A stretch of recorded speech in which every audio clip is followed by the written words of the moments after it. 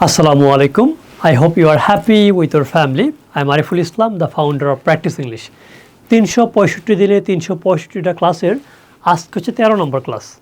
So আপনি যদি আগের ক্লাসগুলো না দেখে থাকেন, I am requesting you to watch all these classes, okay? It will be very helpful for you. So আজকে আমরা শিখব আমার কোনো কিছু আছে, আমার কোনো কিছু ছিল। হ্যাঁ, আবার হচ্ছে কি আমার কোনো কিছু হবে, আমাকে কোনো কিছু করতে হবে। এবং হচ্ছে কি তোমার কোনো কিছু আছে, তোমার কোনো কিছু ছিল, তোমার কোনো কিছু হবে, তোমাকে কোনো কিছু করতে হবে। তার কোনো কিছু আছে, তার কোনো কিছু ছিল, তার কোনো কিছু করতে হবে, তার কোনো কিছু হবে। এই সকল কথাগুলো কীভাবে আসলে বলতে হয় একটা স্ট্রাকচারে আমরা শিখব, একটা টেবিলে শিখব। তো আপনি যদি আগের ক্লাসগুলো না করে থাকেন তাহলে হয়তো আপনার বুঝতে একটু ঝামেলা হতে পারে। তো আমি রিকোয়েস্ট করবো আপনি আগের ক্লাসগুলো দেখবেন, ঠিক আছে? তো এখন আমরা একদম স্টেপ বাই স্টেপ এই বিষয়গুলো প্র্যাকটিস করব। যেমন আই মানে হচ্ছে আমি, উই মানে হচ্ছে আমরা, ইউ মানে হচ্ছে তুমি, ইউ মানে হচ্ছে তোমরা, ইউ হচ্ছে সিঙ্গুলার, ইউ মানে হচ্ছে প্লুরাল। হ্যাঁ, দে মানে হচ্ছে তারা, হি মানে হচ্ছে সে। হ্যাঁ, ছেলেদের ক্ষেত্রে এখানে একটা ভুল হয়েছে এটা। আবার সি মানে হচ্ছে কি মেয়েদের ক্ষেত্রে, ঠিক আছে? আবার জান্নাত মানে হচ্ছে কি জান্নাত একটা নাম, মাই ফাদার হচ্ছে আমার বাবা, এটা হচ্ছে সাবজেক্ট বলে এগুলোরে। হ্যাঁ, তার মানে আই হ্যাভ মানে কি আমার আছে। হ্যাঁ, আই হ্যাভ মানে হচ্ছে আমার আছে, আই হ্যাড মানে হচ্ছে আমার ছিল, আই উইল হ্যাভ মানে হচ্ছে আমার হবে, আই হ্যাভ টু আমাকে করতে হবে, উই হ্যাভ আমাদের আছে, উই হ্যাড আমাদের ছিল, উই উইল হ্যাভ আমাদের হবে, উই হ্যাভ টু আমাদের করতে হবে, ঠিক আছে? তারপর হচ্ছে ইউ হ্যাভ তোমাদের আছে, ইউ হ্যাড তোমাদের ছিল, ইউ উইল হ্যাভ তোমাদের হবে, ইউ হ্যাভ টু তোমাকে করতে হবে। দে হ্যাভ তাদের আছে, দে হ্যাড তাদের ছিল, দে উইল হ্যাভ তাদের হবে, দে হ্যাভ টু তাদেরকে করতে হবে। হি হ্যাজ কেন হ্যাভ কেন হ্যাজ, এটা আশা করি বুঝতে পেরেছেন। না বুঝতে পারলে আপনারা আগের ক্লাসগুলো করবেন, তাহলে সুন্দর করে বুঝতে পারবেন। হি হ্যাজ তার আছে, হ্যাঁ, হি হ্যাড তার ছিল, হি উইল হ্যাভ তার হবে, হি হ্যাজ টু তাকে করতে হয়। হ্যাঁ, আবার হচ্ছে জান্নাত হ্যাজ জান্নাতের আছে, জান্নাত হ্যাড জান্নাতের ছিল, জান্নাত উইল হ্যাভ জান্নাতের হবে, জান্নাত হ্যাভ টু জান্নাত হ্যাজ টু জান্নাতের করতে হয়, ঠিক আছে? তারপরে এখন যদি বলি যে আমার একটি বই আছে, আই হ্যাভ এ বুক, আমার একটি বই ছিল, আই হ্যাড এ বুক, আমার একটি বই হবে, আই উইল হ্যাভ এ বুক, আমাকে পড়তে হবে, আই হ্যাভ টু স্টাডি।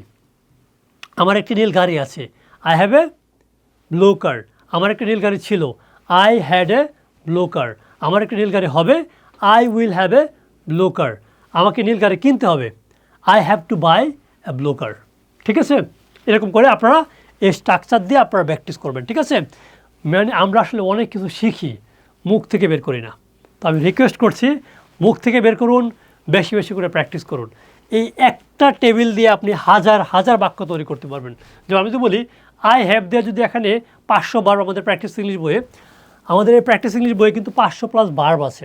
তার মানে আপনি যদি আমি একটা ভার্ব দিয়ে আমি বাক্য তৈরি করি, যেমন এই যে স্টাডি, তাহলে আই হ্যাভ টু স্টাডি, আমাকে লেখাপড়া করতে হবে, আই হ্যাড টু স্টাডি, আমাকে লেখাপড়া করতে হয়েছিল। হ্যাঁ, এখন এভাবে যদি আমরা ভার্ব চেঞ্জ করি, 500 ভার্ব দিয়ে 500 বাক্য হবে। যদি এখানে নেগেটিভ পড়ি, I don't have to study, আমাকে লেখাপড়া করতে হবে না, I don't have to work, আমাকে কাজ করতে হবে না, I don't have to right, আমাকে লিখতে হবে না, আরও 500 বাক্য তৈরি হবে। এখন যদি সাবজেক্ট পরিবর্তন করি, উই দেই, উই হ্যাভ টু স্টাডি, আমাকে লেখাপড়া করতে, আমাদের লেখাপড়া করতে হবে, উই হ্যাভ টু রাইট, আমাদের লিখতে হবে। তার মানে উই দেওয়া আবার বাক্য তৈরি হবে অর্থগুলা। তারপর যদি দেই তারা, দে হ্যাভ টু স্লিপ, তাদেরকে ঘুমাতে হবে, they have to work, they have to eat, এরকম হাজার হাজার লক্ষ লক্ষ বাক্য তৈরি করা সম্ভব, কিন্তু আমরা আসলে প্র্যাকটিস করি না। আমরা জানি যে আসলে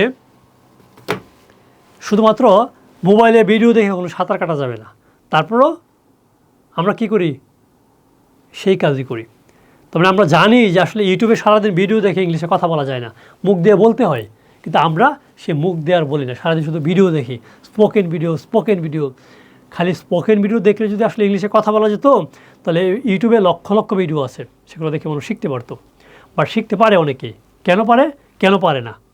যারা কথা বলে তারা পারে, যারা কথা বলে না তারা পারে না। তো I am requesting you to practice, don't learn by practice, okay? So practice makes perfect আমরা জানি, কিন্তু রাইট প্র্যাকটিস, এটা হচ্ছে বিষয়। তো এটাকে ভালো করে প্র্যাকটিস করুন ইনশাআল্লাহ, and I really want to help you.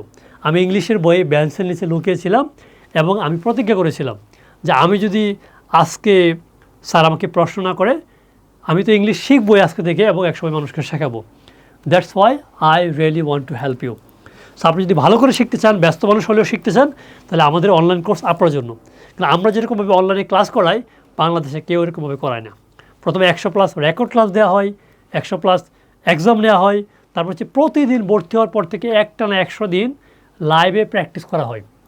তার মানে আপনার মুখ থেকে প্র্যাকটিস করানো হবে, তারপর স্পিকিং টেস্ট। এই সিস্টেমের ভিতর দিয়ে কেউ গেলে 100 দিনের স্পিকিং গ্যারান্টি আমরা দিয়ে থাকি ইনশাআল্লাহ। তো আপনারও সেই স্পিকিং হবে, আপনারও সেই কনফিডেন্স হবে, বাট এই ভুল পদ্ধতিগুলো বাদ দিতে হবে। You have to practice.